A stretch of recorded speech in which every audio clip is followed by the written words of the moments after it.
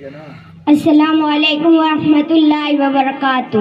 فرعون بنے جو پھرتے ہیں ڈھاتے ہیں ستم کمزوروں پر، فرعون بنے جو پھرتے ہیں ڈھاتے ہیں ستم کمزوروں پر، ہم شرکس جابر لوگوں کو قدموں میں جھکا کر دم لیں گے۔ حضرات گرامی،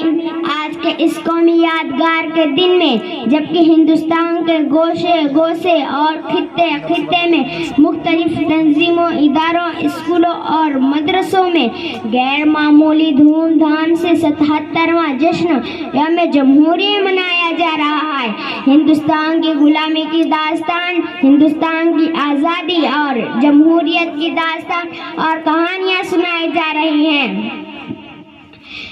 سامعین اکرام، ایک طرف جہاں ہمارے علماء اکرام کی قربانیاں یاد آتی ہیں تو ہاتھ دعائیں مغفرت کے لیے خود بخود اٹھ جاتے ہیں، تو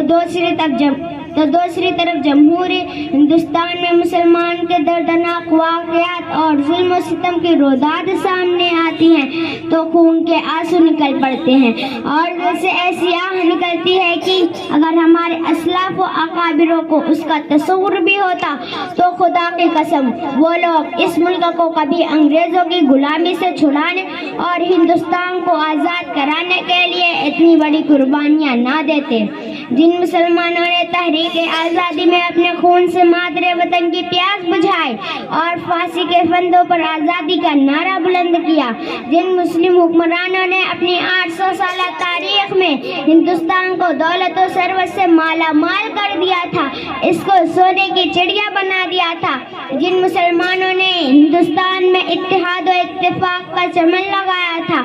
آج انہیں غدار بتایا جا رہا ہے، دیش کا دشمن بتایا جا رہا ہے۔ حضرات گرامی، ہمیں اس بات کو سمجھنا ہوگا کہ اس ملک کو آزاد کرانے میں ہندو، مسلم، سکھ، عیسائی سبھی کی قربانیاں ہیں اور ہم سب کو مل جل کر اور ہر ایک کا ساتھ دینا چاہیے اور